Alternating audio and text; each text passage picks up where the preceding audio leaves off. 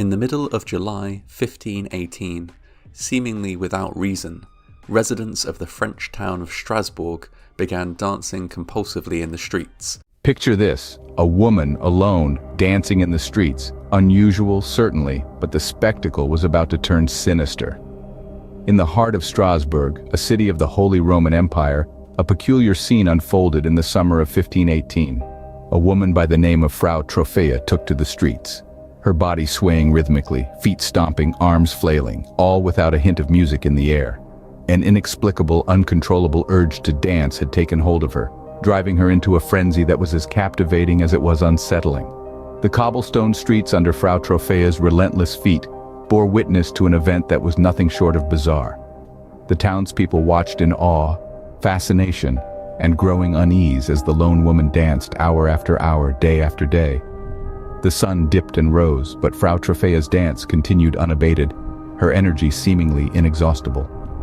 The townsfolk whispered among themselves, their eyes never straying far from the ceaseless spectacle.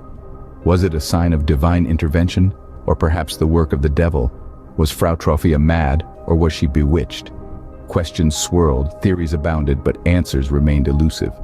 The woman danced on, oblivious to the growing concern and the undercurrents of fear that rippled through the town. Every passing day brought forth a spectacle more surreal than the last.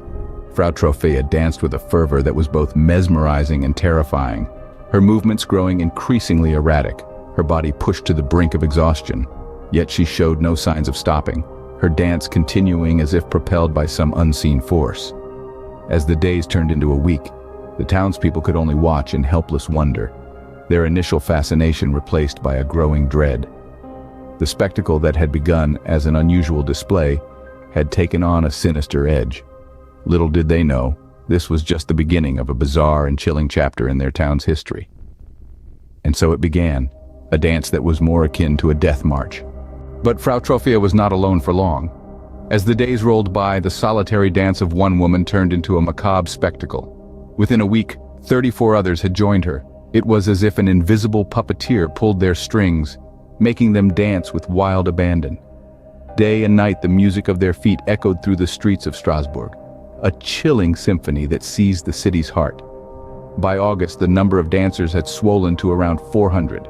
Imagine that, 400 souls trapped in a relentless dance, their faces etched with exhaustion and terror.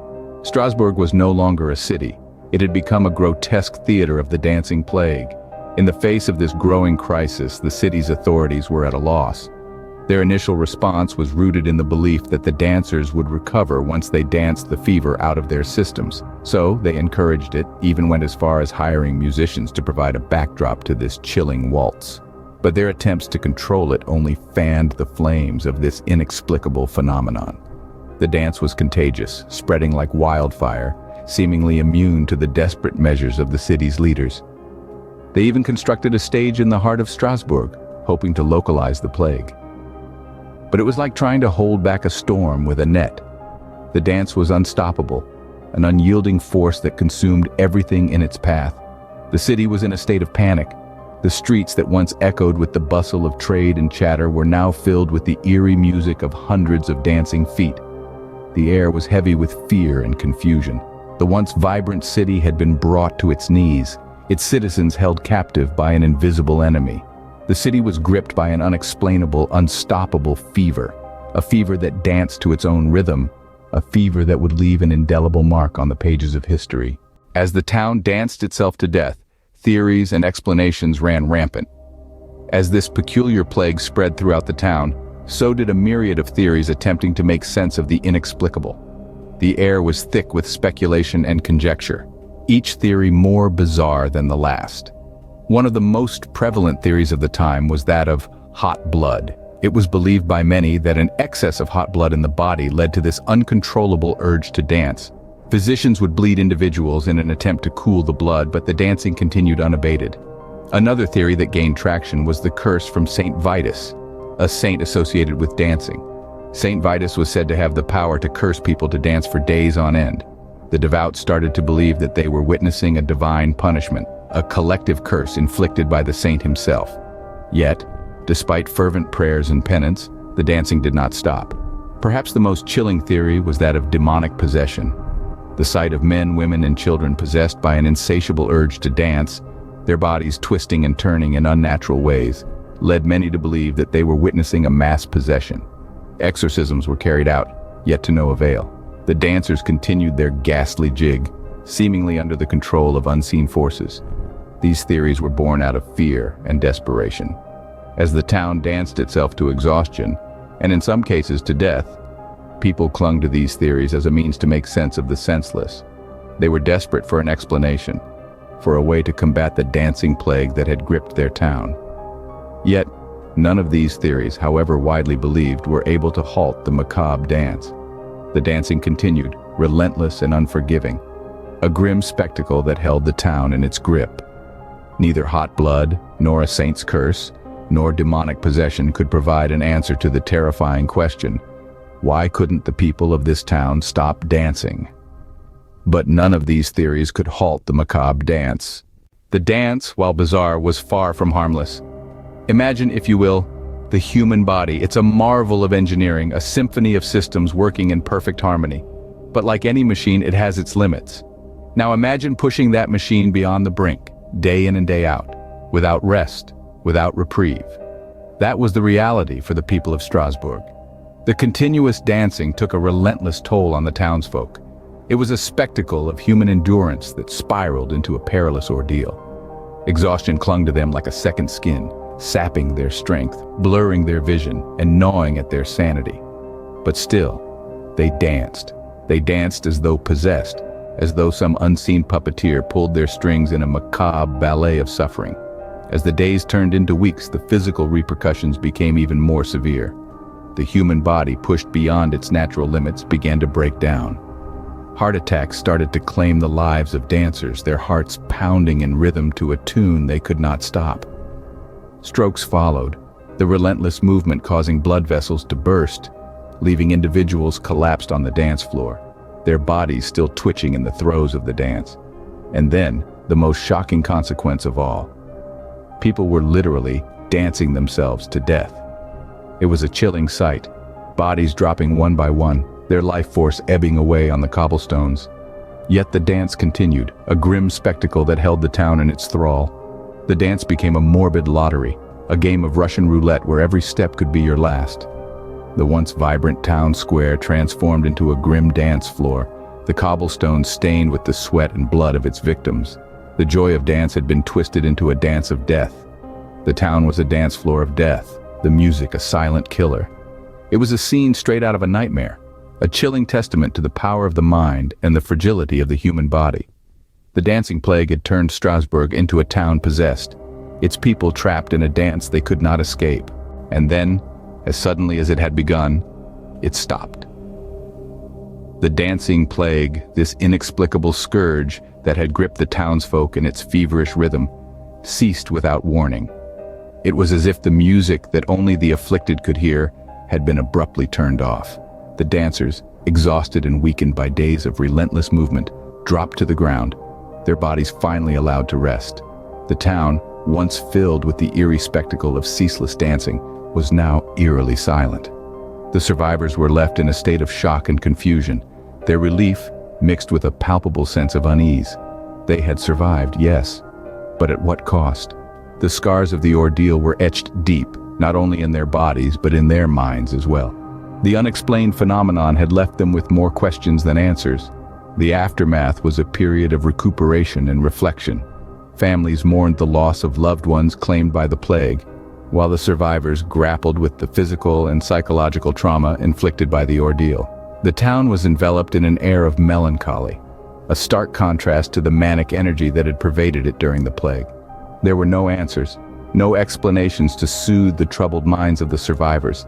The dancing plague was a mystery, its cause as elusive as the tune that had driven the dancers. The only certainty was that it was over, and the town could finally begin the slow process of healing and recovery.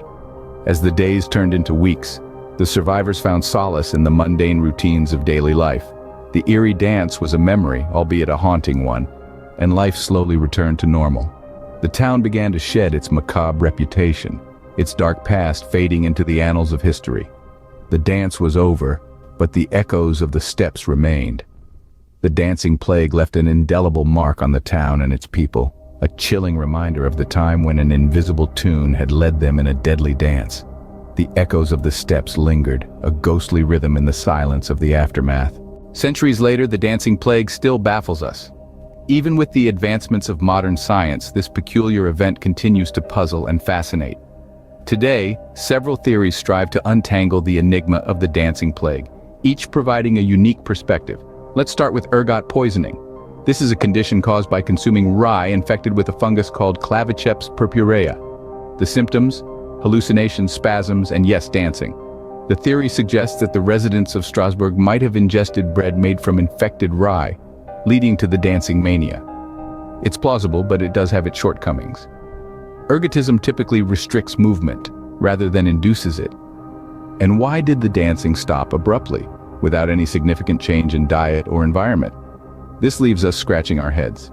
Next up, mass psychogenic illness, formerly known as mass hysteria. This is a phenomenon where a group of people exhibit similar physical symptoms, triggered by psychological stress. The theory proposes that high levels of stress and anxiety, perhaps due to famine or disease, could have led to this collective dancing frenzy. The power of the human mind can be truly astonishing, but this theory doesn't explain why the plague didn't spread to other stressed communities, or why it ended so abruptly. Then we have religious fervor. In the Middle Ages, dance was often used in religious ceremonies and rituals. The theory here is that the townsfolk might have been performing a dance ritual to ward off some perceived evil or to atone for their sins. But if this was a planned ritual, why was there no record of such a tradition in Strasbourg? And why did it lead to such fatal consequences? Each of these theories provides a possible explanation for the dancing plague, yet none can fully account for all the facts. The truth, it seems, is more elusive than we might like to admit. We may never truly understand what motivated hundreds of people to dance uncontrollably, to the point of death, in the streets of Strasbourg in the year 1518. The dancing plague remains a chilling reminder of the mysteries that lurk within the human mind. It's a testament to the complexity of our psyche, the power of collective behavior, and the enigmatic nature of history itself. The dancing plague may be a mystery that's destined to remain unsolved, a dark dance forever etched in the annals of time, a testament to the unexplained phenomena that continue to intrigue us centuries later. As we delve into the annals of history, we encounter stories that defy explanation. The dancing plague of 1518 is one such enigma, a chilling tale of hysteria and uncontrolled merriment that has puzzled historians and scientists for centuries. It's a story that is as haunting as it is perplexing, as terrifying as it is intriguing. Reflecting on the dancing plague, we are drawn into a whirl of questions, a dance of doubt and curiosity that swirls around our understanding of human behavior. Why did hundreds of people in Strasbourg suddenly start to dance? Why did they continue to dance until exhaustion or, in some cases, death? Why couldn't they stop?